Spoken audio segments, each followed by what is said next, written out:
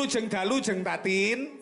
Sugeng dalu Pak Eko. Oh, niki wau kula tepungke kali warga masyarakat Tulungagung khususnya teng Desa Sambi Jajar niki. Menika nderek tepang. Dateng para masyarakat wonten Sambi Jajar. Mbok pilih dereng tepang nggih ngenalaken nami kula Tatin Titot. Iya, Titot ya. Titot nggih saking Sentolo Kulon Progo Yogyakarta. Iya.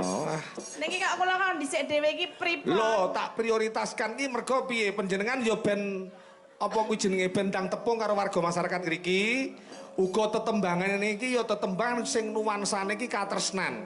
Oh, kagem pinanganten. Pinanganten kekalih. Ngoten no. Nggih menika nderek sowan wonten dalemipun Pak Sahri. Pak Sahri. Kalian Bu Ati nggih.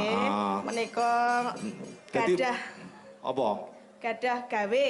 Kagungan kersa. Kagungan kersa menika nikahaken putra-putrinipun. Mbak Nita kalian Mas Abror. Sinten? Abror. Mas Abror nggih. Nderek dedonga kagem pinanganten kekalih mugi dadi keluarga ingkang sakinah mawaddah warahmah. Mugi enggal pinaringan putra-putri ingkang soleh lan solehah. Amin. Allahumma amin nggih.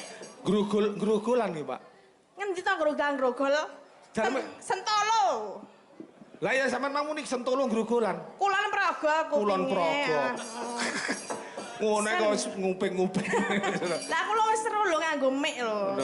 Mik kok mik. Lah nganggo napa? Mik. Ayo rame. Mik nggih, ngagem sound system. Nggih. Ya diaturake sing penak dhisik. Menapa nika ngajumbo kalian pinanganten kok pilih dadi ati? Kula umpama njajal sampean nembang ngangge pelok barang, Mas. Asmarandono bawane ya toh kekarane wong akrami mlebune ning sarung jagung ngoten pripun, Pak? Nggih waten mboten napa sak mlebu-mlebune nggih. Lho, kok sak mlebu-mlebune Pak ya digoleki sing penak lek ndak penak. Nggih maksudnya sing padha-padha pelak barang sarung jagung nggih saged, dadi ati nggih saged ngeten lho. Kok sak mlebu-mlebune lek ra penak apa ya dileboni. Kaya lek larase iki ndak nyampleng. Lha nggih mangkene sing makane sing padha. Heeh. Agem bawa. Iya no, duduke Mbak Tatin ki piye bawane? Oh, mergo piye sampean mungkin teng daerah ngriki kan tasih perdana niki. Sing ngeruh paling ning bodho ning YouTube mergo sampean karo almarhum Ki Seno Nugroho. Dadi wong kene iki roh jane Tatin ki piye ya wajahe asline, penampilan asline piye ya, modele piye ya ngono. Pripun Pak Bu, semarep kula. Ngono iki paling ya nek sing rasan-rasan. Tibake lek dicedhek kene kaya tumbu murep ngono. Maksudnya piye? Tumbu ki sampeyan ero. Kan Jek aku podake kaya blenduk ngono lho saiki. Apane sing blenduk? Tegese iki seger ngono lho sarirane. Seger maksudnya seger du. Yo sarira panjenengan. Masa lek sampean ngene terus tak omone lek sampean ki langsing mesine malah tersinggung sampean. Kula menika langsing napa lemu, Bu? Hah? Oh, langsing kok. Wong kuping apa ngono kok langsing iki. Kaya ngene kok lemu nika pun kula iki bobote ming 40 kilo lho, Pak. Masa? Nggih, percaya mboten? Kula 40 kilo nika sikil kiwa. Dadi nek loro ya 80. Ya ora apa-apa. Nggih menika bawa. Urung sida apa-apa kan bawa. Ayo. Mau kula ten jero niku pun dijak foto kalian keluarga. Sampun panggih Bapak Sari. Sampun kalian ibu kalian sedaya keluarga ning nggih ming foto tok. Lah lek foto kudune arepe nyapa? Ya paling ngono, Mbak Tatin enggak nggih sangut ten Yoja ngono lho paling ngono lho. Kuwi wis dipasrahne aku kok. Lah ndi? Iya sampeyan aku to lek aku menehi kok kesusu lho. Lah biasane langsung dilunasi ngono lho. Ora lunas-lunasan. Wong iki wong nyambut gawe utawa ngeten iki makarya ngeten iki nggih, Mbak. Nggih. Wong seniman ki aja ngarep-ngarep apa wujude dhuwit. Sing penting awake dhewe niku komunikasine apik, pas sedulurane ning warga apik. Berarti mboten entuk ngandhake dhuwit. Ora oleh no. Ya kudu awake dhewe golek dulur. Golek dulur. Lah kula mriki ya tuku nganggo bensin lho, Pak. Lah bensin iku mung sarana to, sarana tekone kene. Ale tuku nganggo dhuwit mboten? Ya ngangge. Lah berarti dhuwit ya penting to. Ya penting. Lah ngono dulur karo dhuwit penting ndi? Penting napa? Lo penting duit. Yang hormat penonton lho. Nggih duit nggih penting, sedulur nggih penting nggih. Seduluran ro nek ra ndedit ya piye? Nek sedulur ra ndek duit ya piye? Nek duit ra ndek sedulur ya piye ngono. Dadi kabeh penting. Iya. Ya sing penting ya dulur sing duwe duit ngono ae. Ayo, katurke. Kekarane. Kok kresek-kresek to, Re? Ndak kuat karo dayane Mbak Tatin ya kresek-kresek suarane. Kresek-kresek iki suara kula menika nembe batuk. Iya. Nggih. Pom nganone ya. Kekuatan apa iki? Mike kurang apik ngono. Mik kok bangga mik. Mike kurang apik nggih. Iya. Kok lek mike bangga apik asli. Maksudnya piye? Mie penjenengan kan yo mie banyu putih kan yo bangga apik. Nggih jaga kesehatan ya toh. Nggih ben mboten gerok ngoten lho.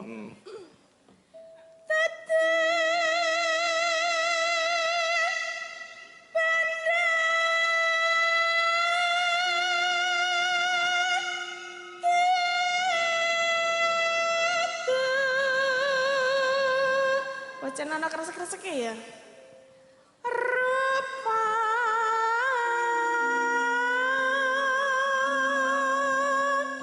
Niku kok kalih sinten panjenengan, Mbak? Lah ngapa? Mek takok karo sinten? Kalih bojo kula, ajeng pripun? Nggih mboten napa-napa mung jenenge tetepungan kok. Oh, tetepungan. Lah pun tepung ta niki pun tepung ping pindho lho kalih panjenengan. Iya. Nggih, lah Mboten niku bojone sampean ya bakal ngetutne ngoten. nggih kala-kala. Oh. Lah ajeng pripun nek mboten ngetutke ajeng pripun? Nggih mboten napa-napa mek takok. Jenengan ditutke mboten?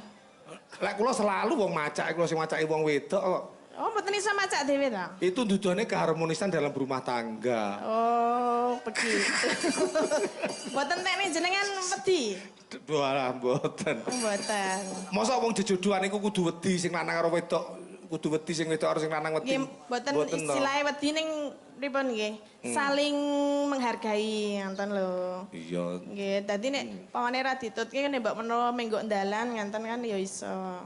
Apa iso ngenceng mrene mesti menggo wong dalan kok. Lah nggih ya bener Dik. Iya, awake dhewe ora menggo wis piye? Nabrak nggih. Ya. Hamon ati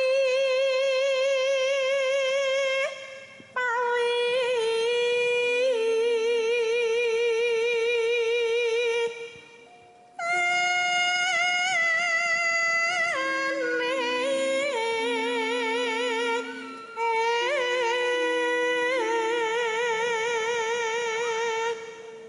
Sesuk pinarak teng griya kula, Mbak. Mboten wong ngliwati sampean rene Irono. Dipun anu napa? Wah, sak njaluke sampean apa lek ning omah? Entene napa ta? Sak njalukmu njaluk apa mesti enak. Jaluk manuk. Enten teng griya. Manuke jenengan enten? Wow, manukku sip. Manuk napa, Pak? Gampang anu. Gampang napa? Ngoceh. Gede napa cilik? Ya ukure cukup rumah saku. Ya wong sak kutut ngoten niku cukup. Oh nggih sing penting ngocehe sae. Iya. Soale bojo kula nggih remen manuk enten lho dadese manuke jenengan mengke kan digabungke kali manuke bojo kula cobi ngoceh mboten ngene. Iya. Lah manuk bojomu piye, Pak? Napa? Nek ngene bojo kula cilik manuke. Apa kuwi? Nih? Kok cilik? Napa ta sing jenenge bret-bret nika sing warna-warni nika. Oh, labat. Labat nggih. Iya. Iya banyak rada cilik. Nggih cilik ta. Berarti gedine aku sekan. Oh nggih. Ning ngene jenengan panggah muni to? Ya sok muni sok ndak. Lah terus piye yo? Sing penting manuk iso muni. Tahu muni sedili terus mapet ngono ujug-ujug. Apa ya?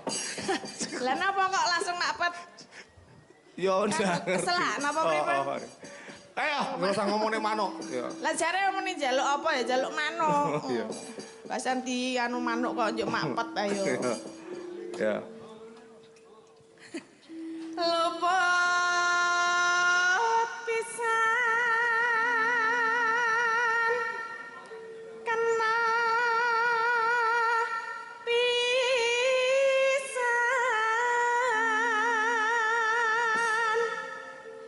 yen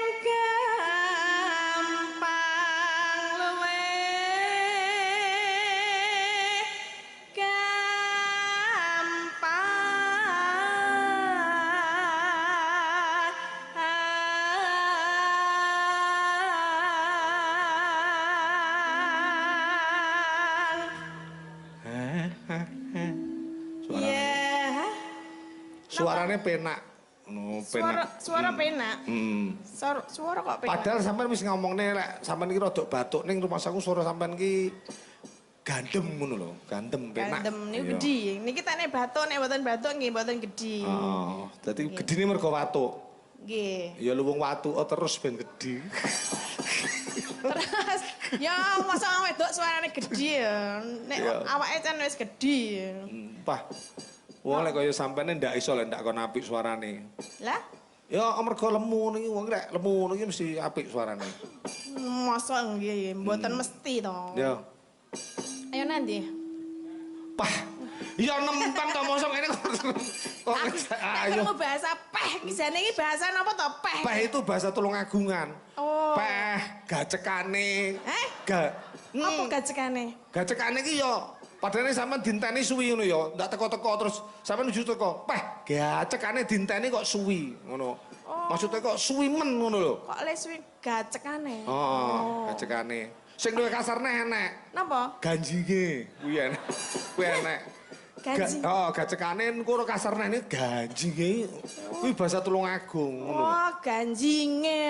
Iya. Tatin iki pancen ganjinge kok ngono iki enek. Oh. Kuwi nek nggo bahasa nesu nggih. Oh, ya ora nesu. Ora.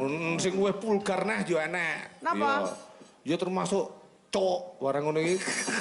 Kuwi luwih vulgar neh kuwi Surabayanan. Oh, nek cuk kula rada krungune nek peh ngono dereng. Lek daerah kono apa lek peh ya? Lah apa? Lah arti peh. Lah, ngono paling. Oh lah. Mungkin ya. Mungkin peh. Peh gacekane. Iya. Apa ya? Kok do guyu ta, Pak?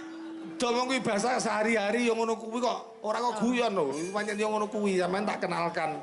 Bahasa-bahasa aneka bahasa Tulungagungan. Oh nggih. Ya. Sesuk diwarai meleh. Ini oleh siji gacekane ya. Peh. Ya. Yen angel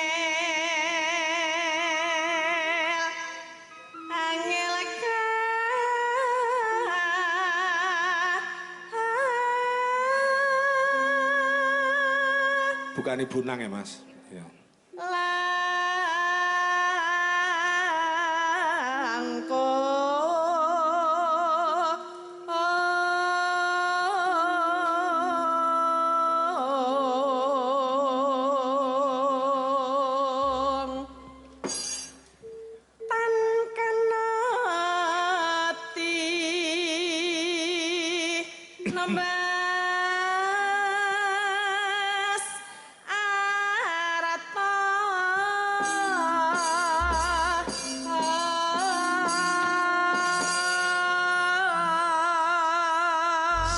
Jagung kagem nini lan kaki kemanten dilebokne nang gene kelinci ucul. Nah, sing kedua. Ya, monggo Mas Bonang ya dibukani.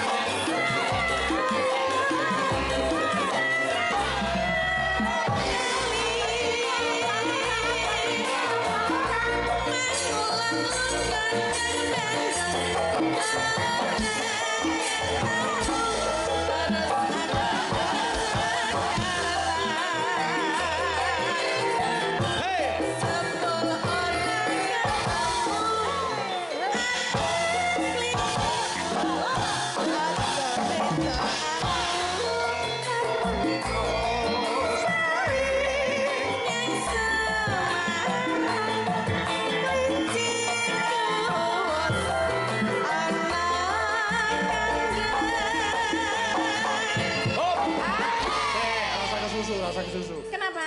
Iramane digawe rada medun le, tempone direndahkan. Yo. Oh, ngerti kamu. Nek wong lembu ki iramane alon-alon wae to, aja banter-banter no ya. Sing ngendang cepong sapa to ki? Lambuh sapa? Wah, anu JB. Yo. Putrane to. Oh, ning ku tas tukaran karo sisirane, dadi rada nesu. Aja digawa-gawa nang panggung to, Mas. Ya nek lagi. Lah dhek duwe sisiran terus jaraki karo Angel kuwi kok kaya. Oh, jaraki sinden. Engko gek aku ya dijaraki to, Mas. Mbak aku dijaraki ngono. Kita kan ketoke wis padha lho. Jenengan ya rada lemu, aku ya rada ketoke cocok. Lho, lah awakmu ku sing jarak pake dudu deke. Peh. Pake ya melu-melu peh. Ora melu-melu piye kok. Mas aku kok. Ya. Tung tak gleng, ayo we. Ya. Nanane. Iya, heeh. Lajebulane kresek-kresek kabar nafsu makasane montang manting sakate ake dewe kang kabanting.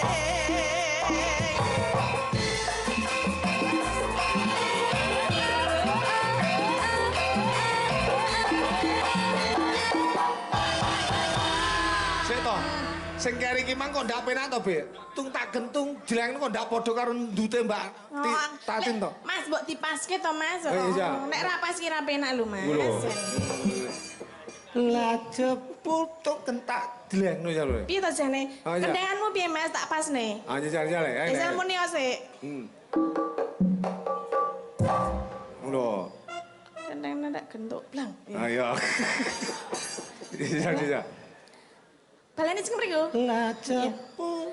Lajepulane krusak-krusuk. Ora pas. Piye? Wong kene wis medhun kok lagi tlak. Kene pas kene. Ya sosoke mlese barang apa ya kudu pas. Ora penak nek mlese.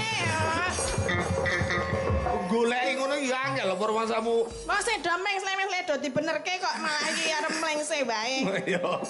Ora pas aku kok. Nggih. Engko diteruske. Saya duduk. Iya duduk. Iya duduk. Oh,